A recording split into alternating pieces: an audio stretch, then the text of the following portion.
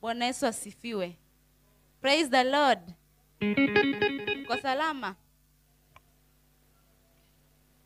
Ni asubuhi njema ambayo namshukuru Mungu kwa ajili ya asubuhi ya leo. Mungu amekuwa mwaminifu. Natumai amekuwa mwaminifu kwa kila mmoja wetu. Asubuhi ya leo naenda kujifunza kitu katika Biblia, in the book of Jeremiah chapter 33 verse 3. Wacha tuamini na tuombe. Baba, katika jina la Yesu, ni asubuhi njema mfalme, tunakuja mbele zako tukisema asante. Asante mfalme kwa ajili ya asubuhi hii mfalme. Hata naposimama mbele ya watumishi wako Bwana, naponena Bwana ukaa pamoja nami. Asante kwa maana Bwana kila mmoja mahali hapa Bwana ameingia mahali hapa, hata rudi chinzi ambaye ameingia, bali Bwana utamfanya kiumbe kipe mfalme. Asante kwa kila kipindi ambaye itapita Jehova, katika jina la Yesu amba nikiamini. Tutasoma in the book of Jeremiah chapter 33 verse 3.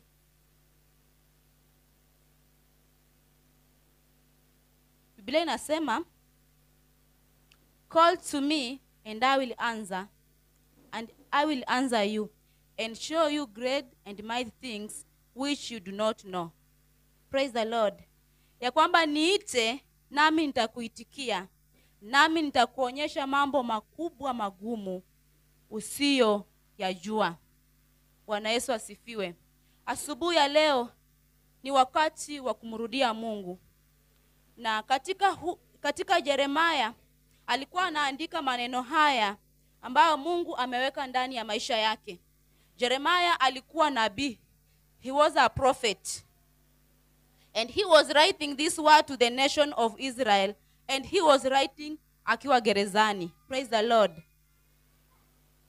Kwa maana Nebukadneza walikuwa wamekuja vita. Na kuja kwake alikuwa amekuja kuwateka nyara. Praise the Lord. Na unajua wakati ambao adui anakuja katika maisha yetu, ndio wakati watu wengi hutafuta manabii. Praise the Lord. Na hapa inakwambia kwamba Jeremiah akasema tutatekwa nyara, tutatekwa mateka na tutapelekwa katika nchi ya kigeni. Naye mfalme ambaye alikuwa pale, ambaye alikuwa anaitwa Sedekia, hakupenda maneno hayo. Akamshika na akamweka jela. Praise the Lord. Na aliona maneno haya akiwa gorogoroni. Praise the Lord.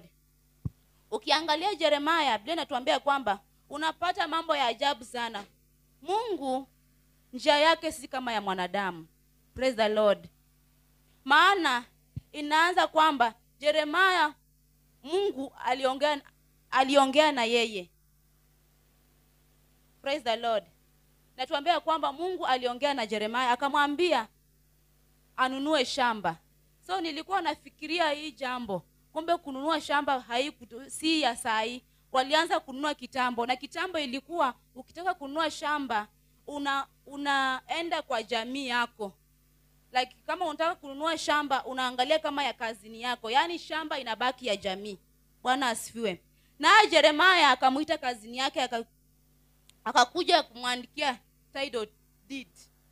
Kumbe title deed ilitoka tu kitambo. Bwana asifiwe. Na hapo ndipo alikuwa ametoa prophecy ya kuwa they shall take captive, and here he is buying land, and yet all of them will leave that land and go away in Babylon.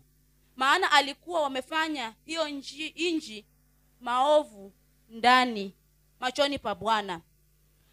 Naye Bwana akamwambia ya kwamba mtateseka kwa njia tatu: through famine, njaa itakuwa katika nchi. Naye Jerusalemu kulikuwa na njaa kwa sababu nchi hiyo ilikuwa imezungukwa kuta, hawangeweza hata kupanda chakula. Bwana asifiwe. Hawangetoa hata mazao kwa kuwa njaa ilikuwa mingi katika mji huo. Walipokuwa pale ndani kulikuwa na hata magonjwa. Praise the Lord. Jeremiah na akasema ya kwamba, unapoendelea kusoma Biblia inatuambia kwamba Jeremiah na akasema ya kwamba sisi sisi tutachukuliwa mateka, nchi yetu itaharibika. Naye mfalme akakasirika akasema awekwe ndani, kwa maana watu hawapendi pia kusikia maneno ya ukweli ambayo inachoma mioyo ya watu. Bwana asifiwe. Kuna siku Bwana atakukumbuka katika maisha yako. Kuna siku ukitubu Bwana atakuangalia moyo wako. Biblia inatuambia kwamba tumuite Mungu.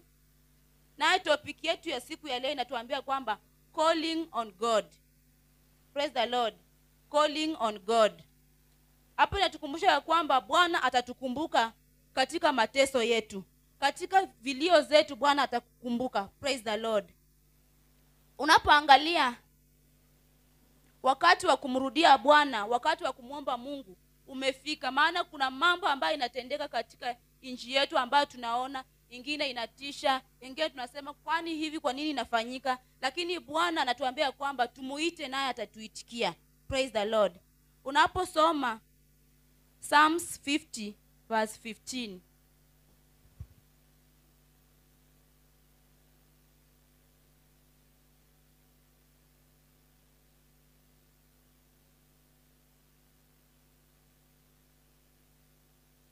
Na mwenye amepata 50 verse 15.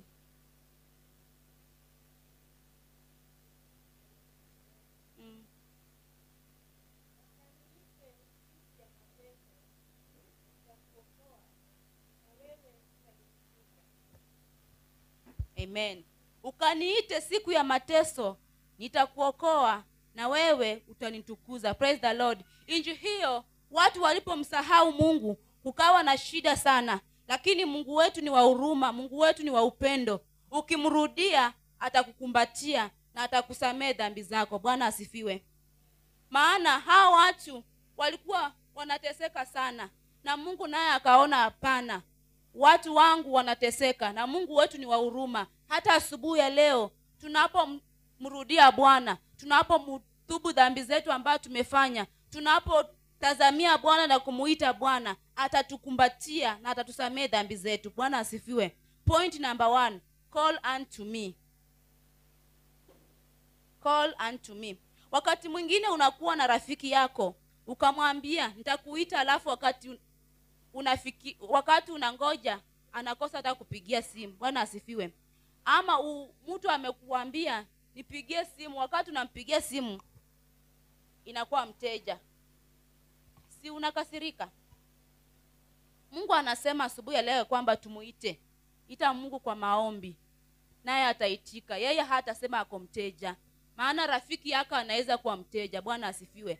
But Mungu wetu Biblia inatuambia kwamba unapomuita atatuitikia, atatukumbatia na ataweza kushughulisha ama ataweza kufanya mambo yetu kuwa rahisi. Bwana asifiwe. God is the source of our prayer. We should be praying every day. Tuombe. Tunapomuita Bwana kwa maombi, tunapomulilia, Bwana wetu atatusikia na atatutendea. Ni rahisi kumuita Mungu ukiwa na shida, lakini si rahisi mtu amuite Mungu akiwa kwa hali mzuri. Bwana asifiwe. Biblia inatuambia kwamba kwa kila hali tukamuite Mungu. Whether leo uko salama, leo umefurahia, kesho uko na njaa, kesho uko na mashaka fulani, Biblia inatuambia kwamba tuendelee kumuita Bwana. When is the last time umekuwa na wakati mkesha peke yako, umetoka hapa unaenda maombi ya kufunga na kuomba kwa ajili ya kumuita Bwana? Najua watu wako busy. People are busy. Watu wako na shughuli mingi. Lakini ni lini mwisho ulitafuta nafasi ya kumuita Mungu? Bwana asifiwe. Leo ni swali kwetu ya kwamba tunaweza jishughulisha na mambo mingi sana ya maisha, lakini tengi siku ambayo tunaweza muitia Bwana. Nikiwapea mfano, kama unapenda mtu, si utamuita kila wakati. Especially ukiona wapendwa wawili ambao wako kwa mahusiano. Bwana asifiwe. Praise the Lord. Sikuna vijana.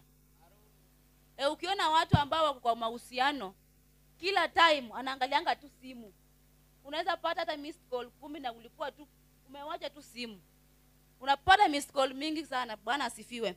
Hiyo wakati ndio unaonanga fulani ananitafuta. Na pia mkishaongea na wewe mtu unasikianga bye bye, akisikate simu. Mnaonaga yeye maneno mkiwa kwa hiyo uhusiano. We kata. Ndio mnaanza kucheza katika simu, si ndio? Sasa hivyo ndio Mungu anataka tumuite. Ita Mungu kwa wakati wowote. Vile tu wewe unafanya hivyo, si ukate simu. Kata simu. Yaani hata kila mtu hataki kukata simu. Bwana asifiwe. Mungu anataka tukue na hiyo mahusiano karibu na yeye. Bwana asifiwe. Because they have fellowship one another in that relationship. When is the last time we had fellowship with God? Vile tu hiyo mahusiano iko tight hivyo. Ni lini umekuwa na hiyo mahusiano kwa Mungu? Bwana asifiwe. Hata tu Mungu akwambia hata si ulale, usema hapana Mungu wewe lala. Na Mungu alalangi. Bwana asifiwe. Mungu anasema tumuite, ako kila mahali. He is omnipresent God, everywhere at the same time. Mungu ako Russia, Mungu wa Russia ni bado Mungu ako Kenya. Praise the Lord. Ukiendelea Biblia inatuambia kwamba ukimuita atasikia. Lakini shida ya watu wetu, tunamuita Mungu lakini hatumuiti kwa njia mzuri. Praise the Lord. Tunajua tu kusema ya kwamba God is good all the time, and all the time God is good, and that is his nature. Si ndio? Then tunaongeza wow. But what is the last ulisema leo natoa moyo wangu kwa Mungu? Hiyo tu tunajua tu God is good. Yaani ni wimbo God is good all the time, and all the time God is good. Lakini ni siku gani ambayo uliketi chini ukatoa moyo wako kwa ajili ya Mungu kamuita Bwana? Bwana asifiwe. Tusome James chapter 4 verse 2. James ni Yakobo ama wa James?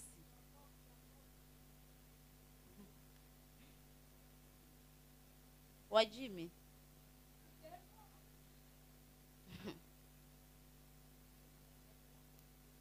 James chapter 4 verse 2 to 3.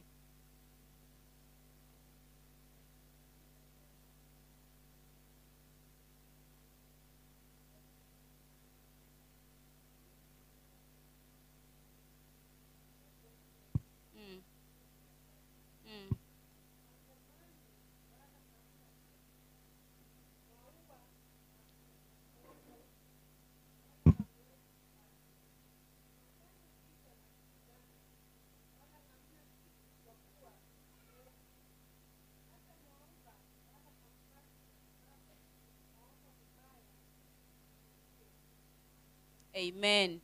Biblia imesema tu vizuri. Mwatamani wala hamtaki kitu. Mwaua na kuona wivu wala hamwezi kupata. Mwafanya vita na kupigana wala hamna kitu kwa kuwa hamuombi. Hata mwaomba wala hampati, kwa sababu mwaomba vibaya, ila muvitumie kwa tamaa zenu. Praise the Lord. Biblia hapo hivyo imesema wazi tu ya kwamba watu wanaomba kwa njia mbaya. Mtu anaweza jiuliza tunaombaje kwa njia mbaya? Na kuomba ni kuomba tu. Unajua kuna wakati unaweza omba, Mungu nibariki na gari nipite ndio watajua mimi ni mimi. Yaani unajipiga kifua ya kwamba Bwana ukinibariki na gari ndio watajua mimi hapa hivi si klasi yao. Bwana asifiwe. Na sisi tumeona wengi akibarikiwa anatafuta marafiki wa hiyo class, si ndio? Class ina change. So Mungu anatuambia kwamba tunaomba lakini tuko na nia mbaya. Badala we are asking God but asking amiss. Badala ya kumwambia Mungu naombea hata majirani wangu. Ni wangapi wanaombeanga majirani? Tuko kwa kanisa. Haya. Mungu anatuona, si ndio? Ni nani huombea majirani? Kwa ishara ya mkono. Mimi huombea majirani. Ni vizuri kuombea majirani wako ya kwamba Mungu, naomba majirani hao wote wainue, ili sisi wote tuweze kumuona Mungu na Bwana kuona mkono wako katika eneo hili. Ni vizuri. Unajua wakati Mungu anabariki jirani yako, ako karibu na wewe. Bwana asifiwe. Unapoona jirani yako amebarikiwa, jua Mungu ako hiyo eneo. So omba kwa bidii sana. Bwana asifiwe. Bwana asifiwe. Si mmekasirika. Hamtaki kuita Mungu?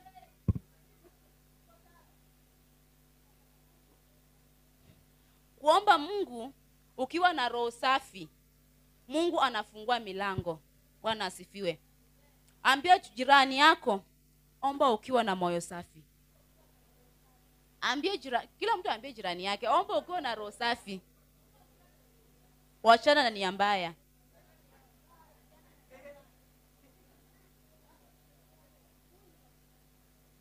Point number 2. A solution. Biblia inatuambia ya kwamba ukiniita sitanyamaza. Hata simu ikilia nisikose kuchukua, nitajibu. Bwana asifiwe. This is a positive answer. Ya kwamba ukiniita, kama Mungu ukimuita ataitika na atakuja na atajibu. Bwana asifiwe. Hakuna mahali imeandikwa ya kwamba ukimuita Mungu hatafanya. Mungu anasema ya kwamba ukiniita nitakuja na nitafanya mambo makubwa usiyoyajua. Bwana asifiwe. Anasema niite, nitakuja na nikuonyeshe mambo makubwa. The problem when we ask amiss and the door remain closed. Bwana asifiwe. But when you ask the right way, God says he will answer you. Bwana atakujibu. Tukiwa na the right motive, the positive motive ambayo tunaomba. Si yenye ukiniombariki watajua mimi ni nani. Hapana. That is the wrong motive ambayo Bwana anasema ya kwamba mnaomba lakini kwa nia mbaya. Lakini ukiomba Mungu, uombee wenzako, uombee fulani apate kazi na apate kazi, uombee fulani ni mgonjwa, Bwana anasema ya kwamba ukiniita nitakuwa mahali hapo na nitakuonyesha mambo makubwa usiyoyajua. Bwana asifiwe. Mungu wetu anajua ile unapitia. Anajua tuko na mizigo mingi. Anajua mambo ambayo imekusonga katika maisha yako. Anajua adui wako. Bwana asifiwe. Anajua uko na maadui wengi. Anajua mateso ni mengi, lakini anangoja ukamuite. Praise the Lord. Anajua mambo yote unapitia katika maisha yako, but anangoja tu ukamuite kwa roho safi na Bwana atakutendea. Praise the Lord. Mungu anasema ya kwamba ukiniita nami nitaitika, nitajibu, nitakuonyesha mambo makubwa. Wewe ambaye ulitoka katika hali mbaya, umedharauliwa, wengine wetu tumedharauliwa katika jamii, umeshekelewa, wengine mmekataliwa. Praise the Lord. Lakini siku ya leo nakuja nikuambia ya kwamba tumuite Bwana. Mungu ako kila mahali. Bwana atatutetea kwa kila jambo na atatusikia. Maana sikio lake si nzito la kusikia mambo yetu. Bwana asifiwe. Asubuhi ya leo nimekuja tukuambia kwamba call on God. Muite tu Mungu. Muite Bwana asubuhi ya leo. Mambo yote ambayo umepitia, mambo yote ambayo yamekukumba, muite Bwana asubuhi ya leo. Not by mighty nor power, but the Spirit says the Lord. Thank you.